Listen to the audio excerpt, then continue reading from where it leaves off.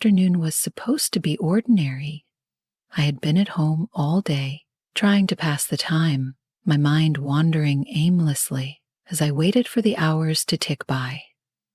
The house felt eerily quiet. My dad had left early for a business trip, leaving just me and my stepmom, Laura. Though we lived under the same roof, we rarely interacted.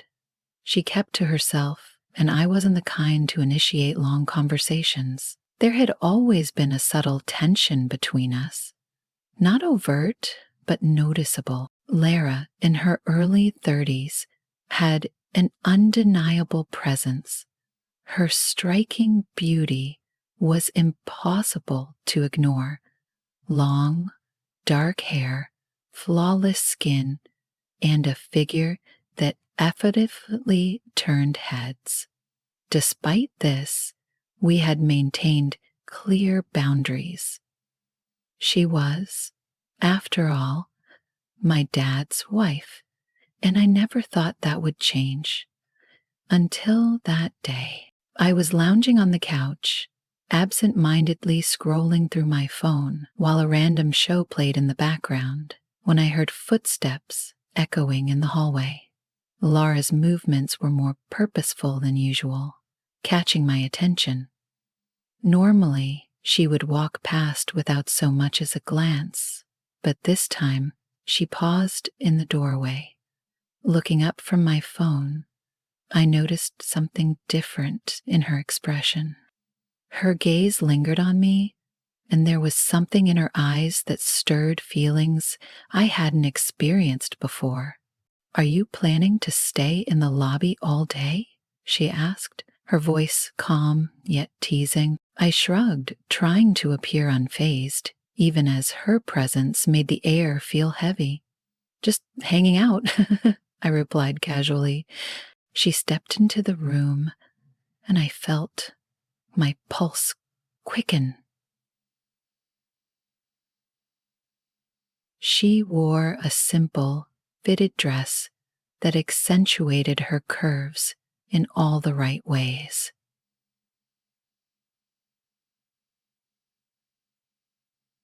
I tried not to stare, but it was impossible not to notice the way she carried herself, with effortless confidence.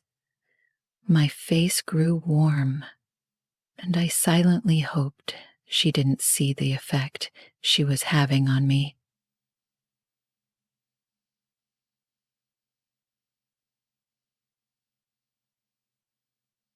My face grew warm, and I silently hoped.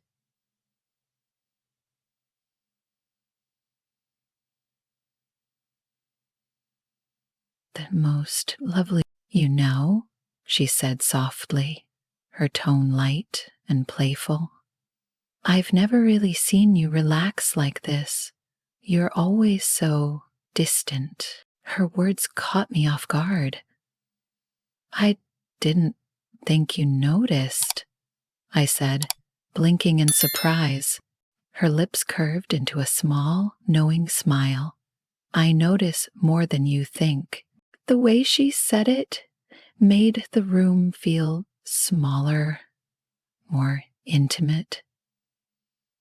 My mind raced with thoughts I knew were inappropriate, but I couldn't stop them.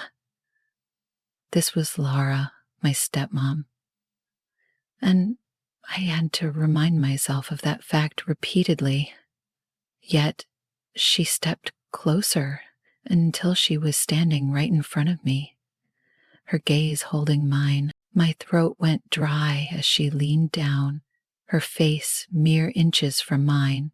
The faint scent of her perfume, a mix of floral sweetness, was intoxicating. "What are you thinking about?" she asked in a soft, almost whispering voice. I don't know," I stammered, my voice barely audible. She tilted her head slightly, her smile shifting into something both innocent and suggestive. "Are you sure?" The pause that followed was filled with tension, so thick. It was almost tangible, My heart pounded in my chest, and my mind was clouded with thoughts I knew I shouldn't entertain. But the way she looked at me, the closeness of her body, it was overwhelming. Before I could process what was happening, she sat down beside me, her leg brushing against mine. The touch sent a jolt through my body, leaving me frozen, yet unable to move away. Leaning in even closer, her lips just a breath away from my ear, she whispered, "I've noticed you watching me. Don't think I haven't." Her words left my mind blank. I didn't know how to respond or even if I should. Part of me wanted to deny it, to tell her she was mistaken. But deep down, I knew she was right. I had noticed her more than I should have, more than I wanted to admit. Lara pulled back just enough to meet my eyes again, her hand resting on my leg. The warmth of her touch seeped through my jeans, and my breathing became shallow as I tried to make sense of the moment. She smiled, that same teasing smile, and then, without warning, she leaned in and kissed me. The first touch of her lips against mine was soft, a tentative brush that sent a shockwave through me. I froze, unsure whether to pull away or respond. Before I could decide, she kissed me again, this time with more intensity. It felt wrong. Everything inside me screamed that I needed to stop, but I couldn't bring myself to do it. Her kiss was intoxicating, and I found myself kissing her back, my hands instinctively reaching for her. She responded immediately, her body pressing against mine as her hands tangled in my hair, deepening the kiss. In that moment, nothing else existed. The house, my dad, the outside world, it all faded away. There was only Laura, the way she felt, the way her lips moved with mine, the way her body fit so perfectly against me. We finally broke apart, both of us breathing heavily. Her dark eyes met mine, filled with an intensity I had never seen before. She gazed at me with an intensity that made my pulse race even faster. "This is insane," I murmured, still struggling to process what was unfolding. "Maybe," she whispered, her lips brushing against my neck. "But sometimes crazy is exactly what we need." Her words sent another shiver through me, and before I could think, we were kissing again, this time with more urgency. The line between right and wrong became a blur, and the only thing I could focus on was her touch, her body, her lips on mine. As the heat between us intensified, a small voice in the back of my mind reminded me how dangerous this was. She was my stepmom, and crossing this boundary could change everything. Yet, in that moment, none of it seemed to matter. All that mattered was how she made me feel. Alive, desired, and needed. Time lost meaning as we became caught up in the moment. The quiet house, the familiar lobby, and the life I thought I knew faded into the background. There was only Lara and the way she made me feel. Eventually, we broke apart, both of us breathless, our clothes slightly askew. Her eyes, still smoldering with desire, met mine, but now there was something else in them. Hesitation. "We shouldn't," she began, her voice faltering. "Oh," her voice trailed off. I nodded, my thoughts finally catching up to my actions. Yeah, we shouldn't. But even as the words left our mouths, the tension between us didn't dissipate. It hung in the air, heavy and unresolved. We both knew this wasn't over. Laura stood up, smoothing her dress as she did. Her gaze remained locked on mine. "We need to be careful," she said quietly. "Your father," swallowing hard, I nodded again. "Yeah." She gave me one last look, a glance that seemed to promise this wasn't the end, then turned and walked out of the room, leaving me alone with my racing thoughts. As I sat there, trying to make sense of what had just happened, it hit me that everything had shifted. Lara was no longer just my stepmom. She had become something dangerous, something irresistible, and I had no idea how to handle it. One thing was clear: life in that house would never be the same. The following days passed in a haze of confusion and anticipation. Every time I heard footsteps or caught a glimpse of Lara moving through the house, my pulse would quicken and my mind would flash back to that moment in the lobby. I couldn't stop thinking about her, the feel of her lips on mine, the way her body pressed against me, and the undeniable chemistry that had sparked between us. But alongside those thoughts came guilt. It gnawed at me every time I thought about my dad. He trusted me. He trusted her. And yet, here I was, wrestling with feelings I knew were wrong, entangled in something that could destroy everything. It felt like standing at the edge of a cliff, knowing one misstep could send me over, yet unable to step back. Laura, on the other hand, seemed calm and composed. She went about her routines as if nothing had happened. But there were moments, fleeting glances, touches that lingered a fraction too long, that reminded me it wasn't all in my head. She felt it too. I could see it in her eyes. About a week after the kiss, I found myself home alone again.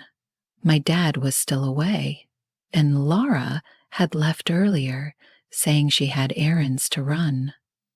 I tried to distract myself with a video game, but my thoughts kept drifting back to her. Was this our new reality? Would we go on pretending nothing had happened while something undeniable simmered just beneath the surface? The sound of the front door opening snapped me out of my thoughts. Laura was back. My heart skipped a beat as her footsteps grew louder, moving closer. My grip on the controller tightened, but I could barely focus on the screen. She appeared in the doorway, dressed simply in a blouse and jeans, yet somehow still looking effortlessly stunning. Her eyes met mine, and for a moment, that familiar tension filled the room, thick and inescapable. For the first time, I gave the name of the book I was reading Fluorescent, and I sucked in a breath. "Hey," she said softly, stepping inside. "I didn't think you'd still be up."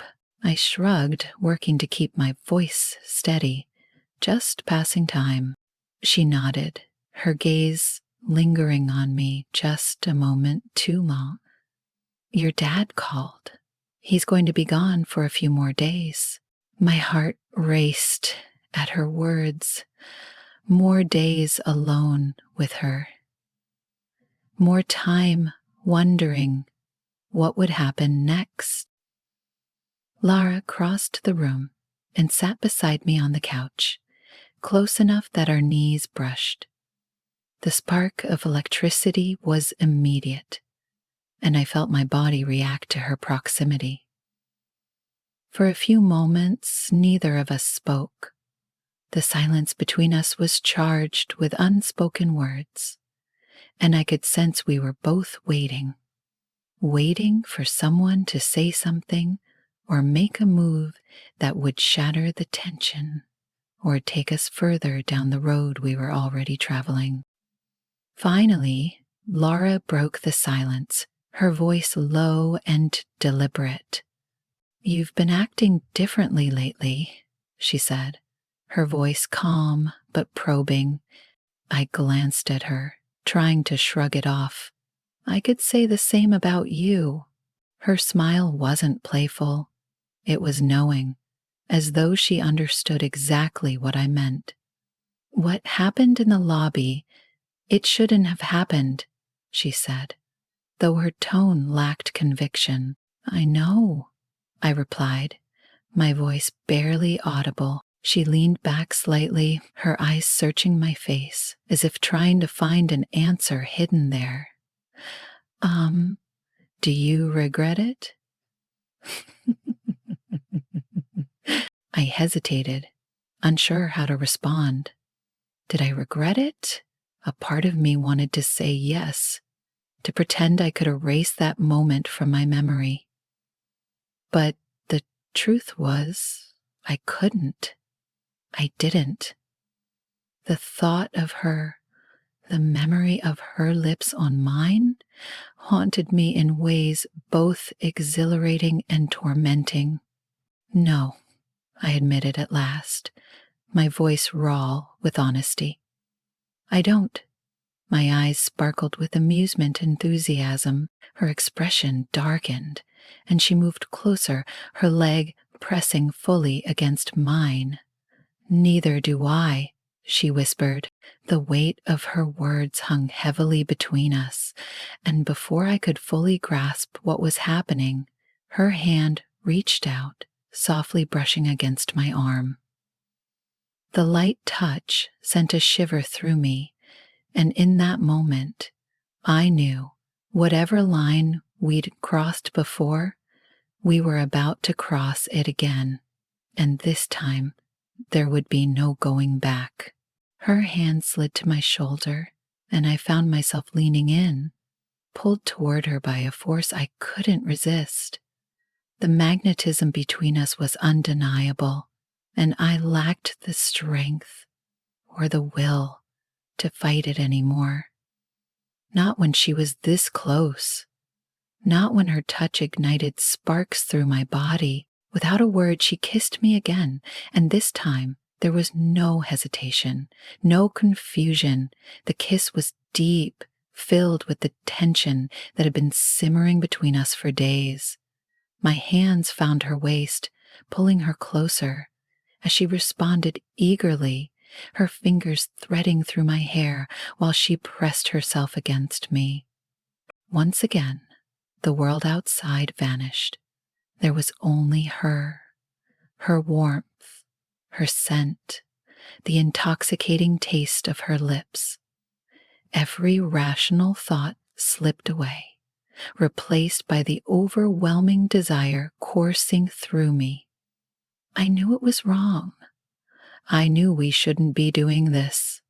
But none of this moment. Lara pulled back slightly, just enough to catch her breath, her eyes locked on mine, dark with longing. "I've wanted this," she murmured, her voice barely above a whisper. "I've wanted you." Her admission sent a jolt through me, and whatever doubts I'd clung to dissolved. There was no more pretending, no more hiding what we both felt. We kissed again, and this time it wasn't just a kiss. It was a complete surrender to everything we'd been suppressing. My hands explored her body, tracing every curve I'd been too afraid to touch before.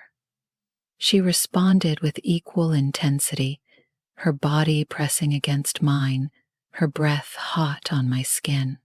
After that, words were unnecessary. Everything was communicated through touch through the way our bodies moved together, perfectly in sync. The room seemed to radiate heat, and I was lost in her, lost in the moment. Time became irrelevant. Minutes or hours, I couldn't tell. When we finally pulled apart, both of us breathless and flushed, reality began to set in. The weight of what we'd just done, the consequences of crossing that line, settled heavily over us. Everything had changed. Laura's expression softened, though it was tinged with conflict. This can't happen again, she said, though her tone wavered with uncertainty. I nodded, though I wasn't sure I believed it. How could something that felt so right be so wrong? Why would she say I didn't make it well, Casey? Slowly she stood, smoothing down her clothes. Her eyes flickered with a mix of emotions. Your dad, he can never find out. The mention of my father hit me like a wave, crashing over the guilt already building inside me. I realized just how deeply we'd entangled ourselves in this mess. But even as the guilt gnawed at me, I knew I couldn't forget what had just happened.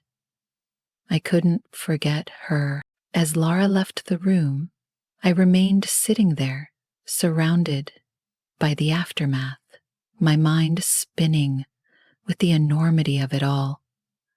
There was no undoing what we'd done, no way to uncross the line we'd stepped over. And I had no idea what it meant for us, for my dad, or for the future. One thing was certain: the house would never feel the same again.